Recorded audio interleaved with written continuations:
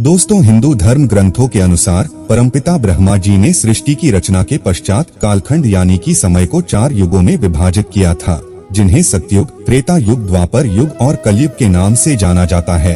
हिंदू पुराणों की माने तो इस कालखंड का आरंभ सतयुग से हुआ और कलयुग पर आकर ये खत्म हो जाता है। कलयुग की समाप्ति के बाद पुनः सतयुग शुरू होता है और ये चक्र सृष्टि की रचना के समय से निरंतर चलता आ रहा है। हम आप आज जिस कालखंड में जी रहे हैं वे कालखंड के परिवर्तन का 23वां चक्र है।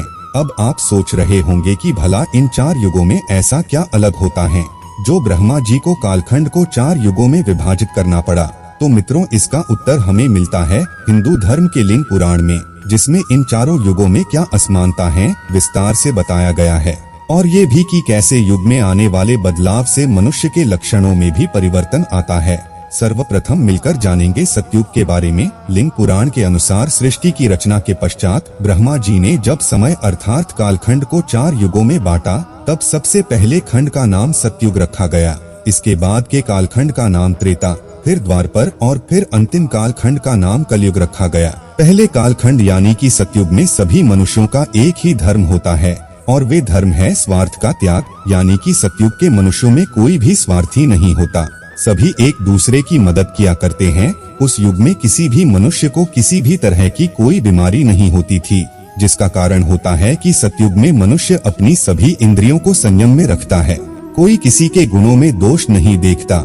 इतना ही नहीं, इस युग के मनुष्य किसी विषय पर कभी भी दुखी नहीं होते थे, जिसकी वजह से उनकी आंखों से आंसू भी नहीं निकलते थे। उस युग में ना किसी में घमंड होता है और ना ही कोई अन्य विकार। मनुष्य आपस में लड़ते नहीं है और सभी प्रेम से रहते हैं। इस ग्रंथ में आगे बताया गया है कि सतयुग के मनुष्य बड़े ही फुर्तीले होते हैं। आलस क्या होता है इस युग में लोग जानते ही नहीं। सतयुग के मनुष्यों की सबसे बड़ी खासियत ये हुआ करती है कि वे ना तो किसी से द्वेष रखते हैं और ना ही किसी की चुगली करते हैं, ना ही किसी से ईर्ष्या और ना ही कोई एक दूसरे से बलवान समझता है।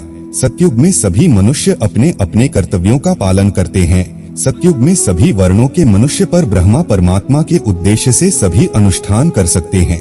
इस युग के सभी मनुष्यों का अधिकतर समय धर्म कर्म करने में ही व्यतीत होता है। सब लोग परमात्मा के ही नाम का जाप और उन्हीं की सेवा पूजा किया करते हैं। इस युग में स्त्री और पुरुष में कोई भेदभाव नहीं किया जाता। सभी वर्णों के लोगों को शिक्षा, शस्त्र, कला आदि क्षेत्रों में समान अवसर दिए जाते हैं। स्त्रियां विवाह के बाद अपने पत्नी धर्म का निष्ठा से पालन करती हैं और हमेशा पति की सेवा में लगी रहती हैं। बच्चे भी अपने माता पिता का कहा मानते हैं और बुढ़ापे में उनकी खूब सेवा किया करते हैं। संत लोग समय समय पर किए जाने वाले आश्रम संबंधी सत्कर्मों का अनुष्ठान करके कर्म फल की कामना और आसक्ति न होने के कारण परमगति प्राप्त कर लेते हैं। तो इस युग में मनुष्य की लंबाई 32 फुट हुआ करती है और मनुष्य अपनी इच्छा के अनुसार अपना शरीर त्याग सकते हैं। मित्रों, सतयुग की कालावधि 17,28,000 वर्ष बताई जाती है और जब ये काल अवधि समाप्त हो जाती है तो नए युग यानी कि कालखंड का दूसरा युग त्रेता युग आरंभ होता है। मित्रों, त्रेता युग में मनुष्य अपने कर्तव्यों का पालन तो करते हैं, लेकिन सतयुग के मनुष्यों की अपेक्षा खुद की इंद्रियों पर संयम नहीं रख पाते। इस युग में मनुष्य धीरे धीरे अपनों में सिमटने लगता है, यानी उनके अंदर स्वार्थ पनपने लगता है, वे दूसरों की चुगली करने लगता है। साथ ही इस युग में मनुष्यों में वैश्या की भावना भी जागृत होने लगती है। हालांकि ऐसे मनुष्यों की संख्या काफी कम होती है। इस युग में समाज वर्ण आश्रम यानी कि ब्राह्मण, क्षत्रिय, वैश्य और शूद्र में विभाजित होना शुरू हो जाता है। हालांकि त्रेता युग में सतयुग की अपेक्षा धर्म का लोप होने पर भी इस युग की स्त्रियों अपने धर्म का पालन करती है। पुरुष भी अपनी पत्नी को धोखा नहीं देता। संतान भी अपने माता पिता की खूब सेवा करती है। पुराणों की माने तो इस युग में मनुष्यों की औसत आयु 10,000 वर्ष होती है और इस युग की कालावधि 12,96,000 वर्ष होती है। इस कालावधि के समाप्त होने के बाद कालखंड के तीसरे युग की शुरुआत होती है, जिसे द्वापर युग के नाम से जाना जाता है। लिंग पुराण के अनुसार द्वापर युग में मनुष्य अपने कर्तव्यों से दूर होने लगता है, यानी कि वो स्वार्थी होने लगता है। इस युग में भौतिक सुखों की पूर्ति करने के लिए मनुष्य कई तरह के अधर्म करने लगता है और धर्म को त्याग देता। जैसे जैसे इस युग की कालावधि आगे बढ़ती है, वैसे वैसे मनुष्य काम, क्रोध, लोभ, ईर्ष्या जैसे दुर्गुणों से ग्रसित होने लगता है। इस युग में लोगों की पहचान कर्म से नहीं होती बल्कि जन्म से की जाती है। अर्थात इस युग में ब्राह्मण का बेटा ब्राह्मण, क्षत्रिय का बेटा क्षत्रिय, वैश्य की संतान वैश्य और शूद्र की संतान शूद्र ही कहलाती है। इस युग में शूद्रों को वेद पढ़ने की आजादी नहीं मिलती और न ही क्षत्रियों की तरह शस्त्र चलाने की, अर्थात द्वापर युग में समाज पूर्णतः जातियों में बंट जाता है। लोगों को दूसरों के साथ साथ अपनों से भी ईर्ष्या होने लगती है। द्वापर युग का मनुष्य स्त्रियों को अपनी संपत्ति समझने लगता है। इस युग का मनुष्य अपने इंद्रियों पर संयम नहीं रख पाता, जिस वजह से समाज में कई तरह के अधर्म होने लगते हैं।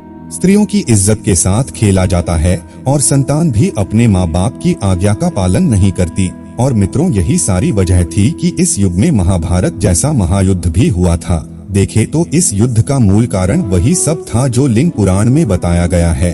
अगर दुर्योधन को सत्ता का लोभ नहीं होता, वह अपने ही भाइयों पांडवों से ईर्ष्या नहीं करता, एक स्त्री को भरी सभा में अपमान नहीं करता, तो शायद यह युद्ध होता ही नहीं। खैर, पुराणों की माने तो इस युग में मनुष्यों की आयु 1000 वर्ष हुआ करती है और इस युग की कालावधि 8,64,000 वर्ष होती है।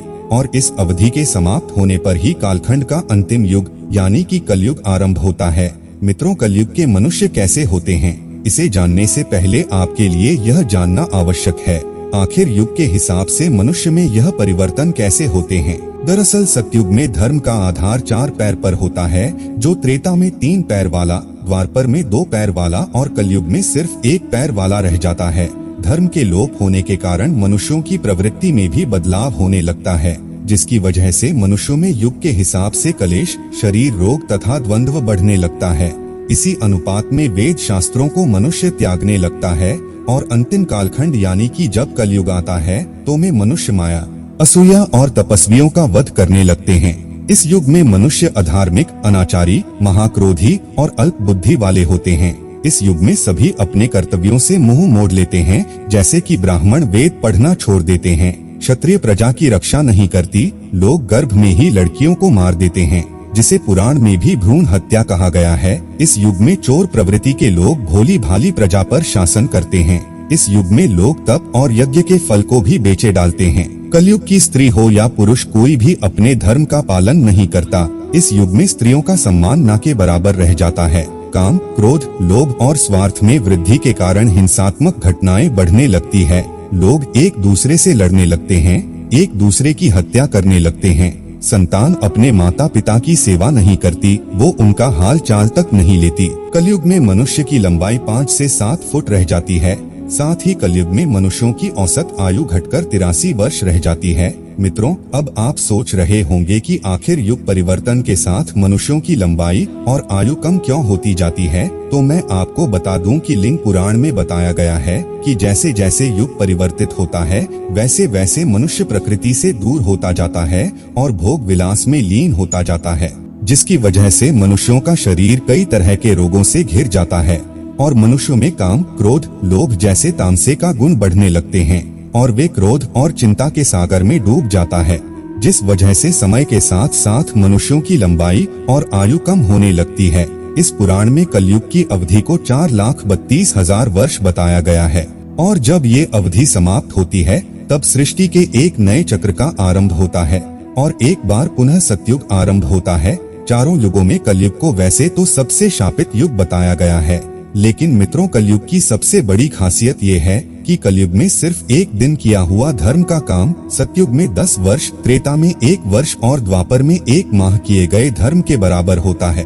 और इस कलयुग में हरि का नाम मात्र लेने से ही मनुष्यों को मुक्ति मिल जाती है। फिलहाल मित्रों, युगों की ये कथा यही समाप्त होती है। अगर आपको लिंग पुराण में बताई गई ये बातें अच्छी लगी हो तो इस वीडियो को लाइक करें।